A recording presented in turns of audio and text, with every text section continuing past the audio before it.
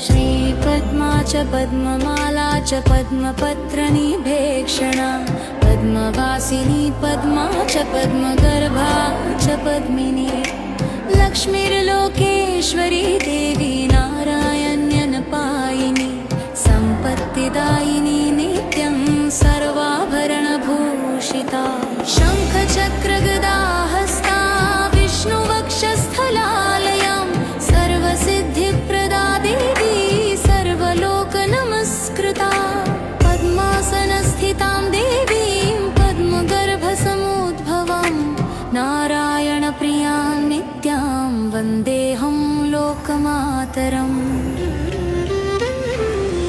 नारायणो विष्णुरेकश्च सर्वात्मा परमेश्वरः श्रीपतिः पुरुषसाक्षात्